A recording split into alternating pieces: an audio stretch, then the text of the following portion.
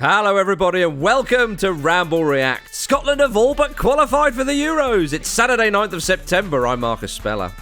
And I'm Jim Campbell. Welcome one and all to this episode of Ramble React. I'm giddy, Jim. I'm giddy for the Bonnie Scots. Yeah, it's incredible. It is. They've all but qualified for Euro 2024. And people might say, well, beating Cyprus 3-0 is fairly straightforward. Well, it is if you've not been Scotland for the last I don't know how many years. It's not a gimme for Scotland, as Scotland fans will know all too well. But Stevie Clarke has turned this side into a European Championship qualifying machine by the looks of it, because surely they're not going to stuff it up. It would seem that they're in a fantastic position, aren't they? 5 wins on the bounce. What I enjoyed most about this was, particularly in the first half, Scotland playing with a bit of panache and some confidence. And, you've kind of touched there on how previous qualifying campaigns have been in situations like this where you think, surely, this will be simple, and they make hard work of something where they are clearly the better team, but for whatever reason they struggle to find a goal, and they don't look particularly coherent. They really, really look like a team that's building something. They've got a proper spine. They look like they enjoy playing together. There's a real sense of forward momentum with them, and they were just at points we're just pinging it about for a laugh, just really, really enjoying it. And look, it's Cyprus away, but there were far more Scottish people than Cypriot people there, very clearly from watching on TV.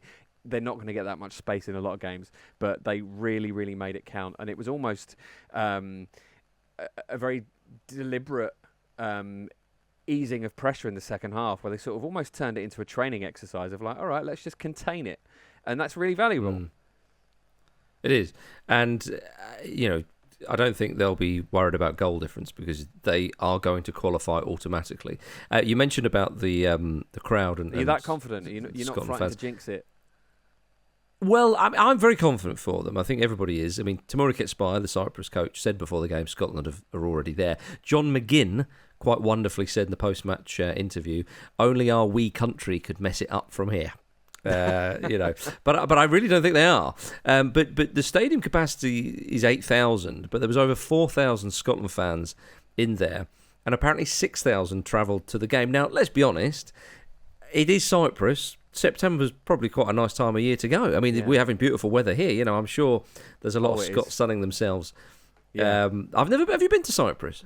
I have been to Cyprus, yeah. My brother got married there. It's lovely. And I imagine this time of year it'll be beautiful. I was got to be honest, a little bit jealous of the team being out there. Like, just under the lights in that lovely stadium, completely open air, just pinging it around in the park, thousands cheering you on, having a brilliant time. I'm rarely jealous of footballers now because I've aged out of that. But tonight I was like, oh, that looks lovely. That looks like a sweet, sweet gig tonight. Yeah, I know what you mean. You do get to a certain age where you're like, yeah, I'm just foolish if I'm like... You can't be genuinely jealous, I think. No. Do you know what I mean? Where would you get jealous, Jim, when you're watching Strictly Come Dancing? Yeah. As you know, I am quite the Bake-Off mover, and it's never been acknowledged. But I don't want to talk about that. It makes me angry. No, that's fair. Scotland have won their last 11 group stage qualifiers, World Cup and Euros combined, which is the longest ongoing run of any European side. It shows you what Steve Clarke has done with this team. And I think the difference between his side now and when they qualified for the previous Euros, there was an element, even though they had home games in that, I think there was a little element of, we're just happy to be here, and let's try and get something off England. Yeah. I think going into this tournament in the summer, it is a long way off. A year is a long time in football. And I know Scotland have not qualified, but if Norway and Georgia draw on Tuesday, it'll be in the bag. But either way, they just need 2 points from their final 3 games, which surely they will get. So I'm going to start talking about Scotland already there. But the way they're playing... The feeling that they have in the camp, and that is such an important thing. People can underestimate that, because for so many years, a team like Scotland McGinn obviously jokes as only our weak country can mess it up from here. There was always that doom and gloom kind of aspect. There was always that, now McLeish got them going many, many moons ago now, it was. But then there was that sense of inevitability. They were a bit unlucky, very, very tough group they had back then. But so that the vibe is very, very high in the Scotland camp. It's a very long-winded way of saying when they turn up to the Euros next summer, bearing in mind Scotland have never gone past the first round of a major tournament, which I find incredible considering the history and the players they've produced over the years. They have a real chance of doing that. You may think that sounds a bit patronising. It isn't patronising at all because of the history, because that is the monkey on their back, really. The monkey on their back was not qualifying for tournaments. Clark's managed to do that. But Jim, I put it to you, Scotland go into the tournament next summer. They've got some big scalps, Spain being the obvious one. They would go in thinking we're not just here to make up the numbers. Oh, absolutely not. And it's interesting the setup of the team is interesting for me. Basically, the sort of the balance of it is really, really good. It's probably a little bit annoying to compare them to Wales, but inevitably we sort of compare them to other home nations a bit. That they really thrived on having a couple of big players to look towards. But it feels like the quality is more evenly spread amongst the players in this Scotland squad. I think Steve Clarke's done a really good job of making virtues out of things that might otherwise be problems, such as Andy Robertson and Kieran Tierney being two of your best players, but nominally playing in the same position. But actually, Kieran Tierney's playing really well as a centre back, or on the sort of like left side of that three, and it's just not an issue. It's just not an issue at all. And I think there's a real sense of steel about them, and I think it's hard to say. It's hard to make a bold prediction about how they're going to do once they actually get there. Depends on the groups and all that. We don't know who they're going to get in the group other than England. Yeah. But yeah, I mean, it's exciting. And what's really great as well is just seeing how sort of giddy like Scottish Twitter is, and it's brilliant. We always, we kind of joke about the rivalry between England and Scotland on the podcast all the time, but I mean, ideally, we always want all of the home nations to be there and want all of them to do well against anyone other than England, of course. And Scotland haven't been there enough, and I'm looking forward to them being there and being part of that part of the tournament. Yeah, Scott McTominay has 6 goals and 1 assist in this qualifying. He's the joint top scorer in the Euros qualifying so far, which is something we all predicted, quite frankly. Yeah, absolutely. I don't see what the big deal is. Dean on Twitter said Scott McTominay looks like a great player. Somebody like Man United should sign him. Yes, very good, Dean. Very good. This from Gary on Twitter sums up the giddiness, Jim, that you spoke of there. And it says, I'm old enough to remember Scotland from 82 onwards. The scar tissue is still raw. Fuck it. Come on, Scotland. We know you're never going to win it, but getting there is good enough. See, Gary, I disagree with you. I think you go one further. And he goes one further and saying, you English crunch can sook my baws. I don't know what he means. I think that's perhaps a compliment. But anyway, Gary just let us know where, then I guess, Gary. Gary's giddy, and so he should be, quite frankly. But if you look at the side, Jim, you've got Premier League operators in there: John McGinn, Scott McTominay, Billy Gilmore, Hickey, Robertson. He had a fantastic game. Yeah, and Gilmore's really coming of age as well. He's putting in performances now. He was one of those players. Like, he played for Chelsea, and he was a good young player. Therefore, having put in a few good performances, and it against England in the Euros as well, we thought, and then we might never see him again. He might go on loan to Vitesse or something like that, and then he's in the Championship and he's League One, and then that's the end of him. So he's still there. So it is very, very good for Scotland. As I say, won 5 out of 5 and are playing some phenomenal football. They've only conceded once and in the whole qualifying, and that was an Erling Haaland penalty. I mean, just top of the group, 5 out of 5. Goals for, a goal difference of +11. This is scintillating stuff from the Scots. Elsewhere in their group, of course, Spain are there.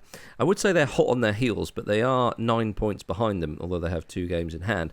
Spain beat Georgia 7-1 last night. So they obviously found their boots and their goalkeeper gloves for the game because they went missing, of course. But Alvaro Morata, he bagged a hat-trick, Jim.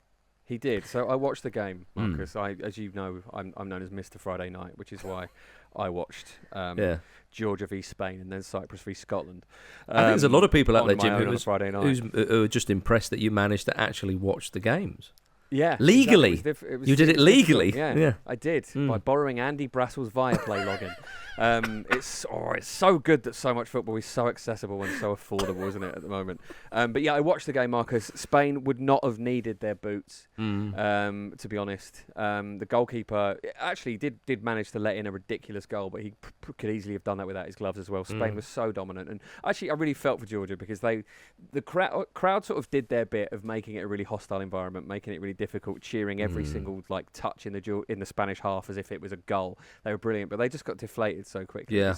Spain were really, really ruthless in their play, and I mean, pretty much every outfield player was outstanding. Rodri really stands out, firstly because he's massive, but because he's the only player who tucks his shirt in, which makes him look really, really old school and a bit scary. Yeah. I think it might be a psychological thing, perhaps, but they look really, really slick. Dani Olmo is always impressive. He came off injured, as did Marco Asensio. But Yamin Lamal came on with Nico Williams as well. And they look absolutely fantastic as well. Now, again, obviously the quality of the opposition is something you have to take into account. But Spain have been quite underwhelming for a little while. It looks like they might be about to turn a corner again. Some of these players coming through, the younger ones, look pretty impressive. Obviously, you've got Gavi and Pedri in there as well, although Pedri didn't feature tonight. But Lamal, I mean, he's 16 years old and he scores on his debut. He's already breaking the record for the youngest Spanish player, which he takes off Gavi, which obviously has only stood for a little while.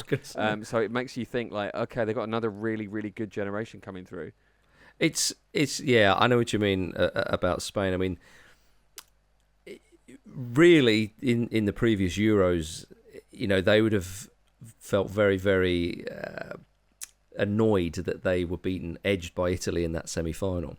And a number of those players are still playing here. You know, Luis Enrique, when he was manager, spoke about this team, you know, really, really coming to fruition. It was a great surprise at the World Cup that they didn't make more of an impression on the tournament, although they were beaten by that brilliant Morocco side, of course. But yeah. I know what you mean. Spain, you've got a bit of experience in there. You know, there are some familiar names: Carvajal, Morata, of course, Asensio, Rodri, as you mentioned, Dani Olmo, and one or two others. And then you look at some of the young players. You know, Gavi. He feels like that we've known him for ages, yet he's still very, very young. This young lad, Yamal, who's come on. And you think, that they could do something. And they're always a team that I want England to avoid because they can keep the ball for fun. And they're so difficult. And they're so difficult to play against. Yeah. And when you start adding goals as well. But I mean, it's an interesting one with Morata because he's had a lot of criticism over the years. But he scored 33 goals for Spain. He's currently 5th on the all-time scoring list. He's only 2 behind David Silva, 5 behind Torres. You go a little bit further up, 11 behind Raul, and then 26, I think it is, behind David Villa. But sometimes heavily criticised, but a hat-trick will do him the world of good. But yeah, I think that's the issue, though, isn't it? He'll score a hat-trick in a game like this, and then in a really, really big moment where it matters in a tournament, he's often been found wanting. Yeah, so, but he's got plenty of football left in him, and some players, you know, they bloom a bit later. Yeah, there's a bit of chat, Jim, that you know, the great Spain sides that dominated world football for kind of that 4 or 5 year period, they had a core of Barcelona and Madrid players. Well, if you look at some of these players that are playing for Spain now, we've mentioned Gavi, mentioned the young lad Yamal who came on. You've also got from Barcelona. Ansu Fati to come back in there, and a few others. You know, Alejandro Balde is another one who didn't feature tonight, and I think, what's bubbling up here? Are they doing this again? Yeah, is that why France are getting all their ducks in a row? Do you know what I mean? We're ready to combat because there's a great rivalry between those two nations. Spain's 2 starting centre backs tonight were both born in France, so that's an interesting little subtext to this as well. Maybe this is the next sort of great battle frothing. This is like Godzilla versus King Kong just on the horizon. Yeah, true. Speaking of Barcelona, Jim, just to kind of throw a curveball at you or a sideways glance, if you will. Have you seen that they've opened a shop next to the stadium and the shop is selling Camp Nou grass? And the grass comes in like a little mini Camp Nou model, which is quite nice. Do you see the picture? I saw that and I thought, Well, that is quite good. It isn't just like a square bit of turf. It's in a tiny little model, as I say, of the stadium. And I thought, I want one.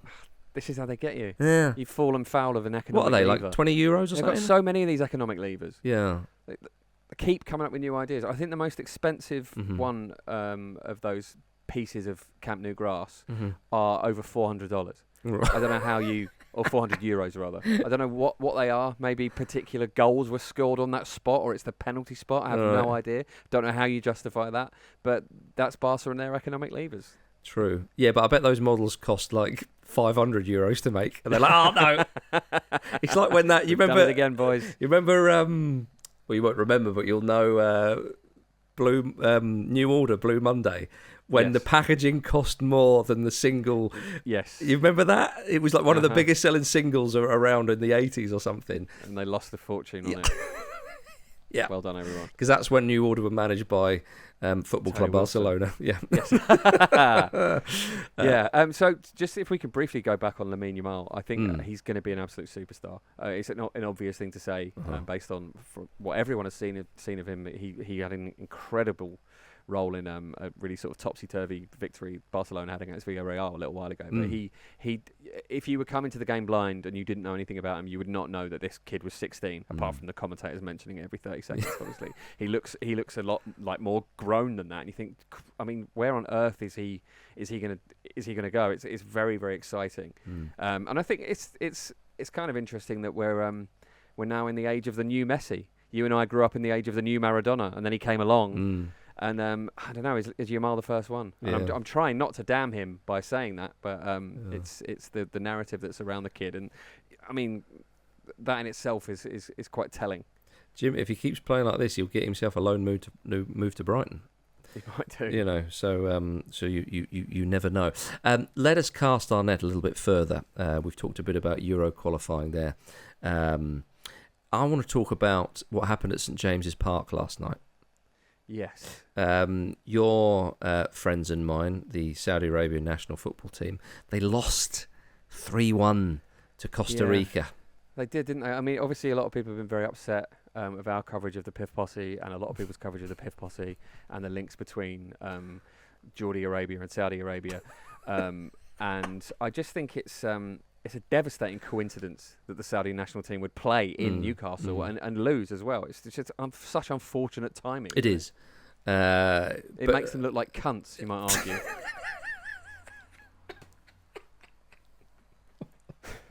Well, they can pick themselves up because they've got another friendly at St James's Park I think it's on Tuesday night, and they're playing Jürgen Klinsmann's South Korea.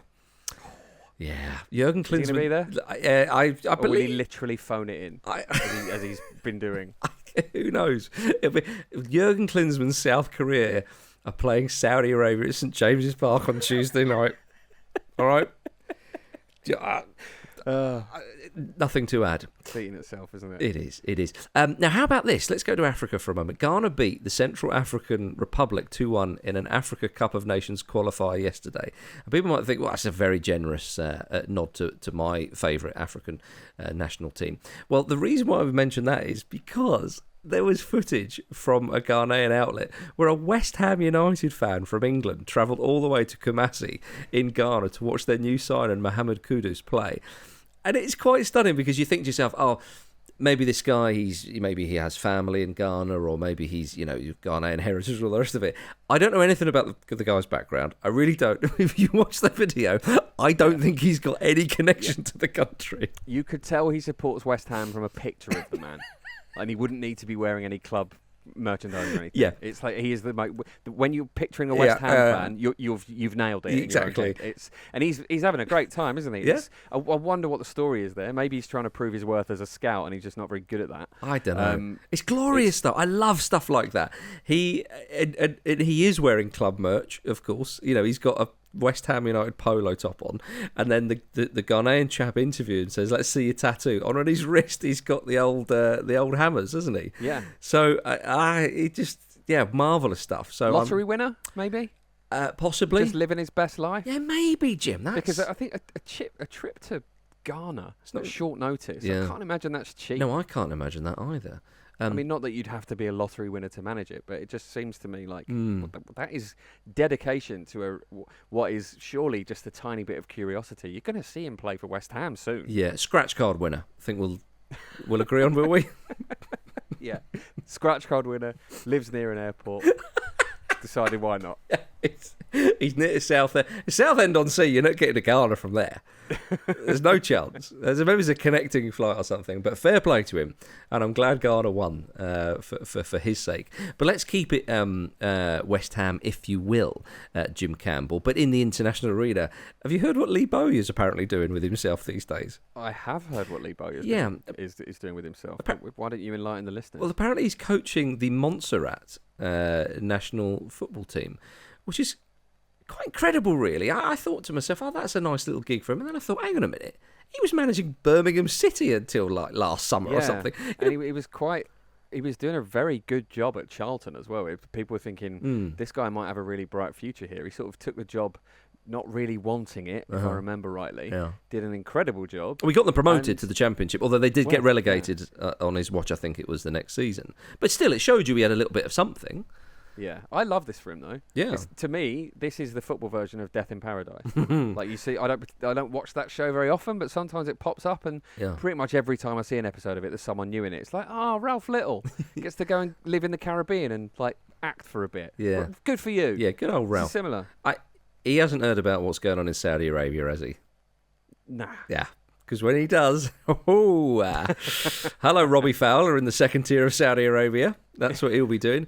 But good luck to him, though, and maybe Montserrat will make more of an impression on the international stage, if that is indeed possible.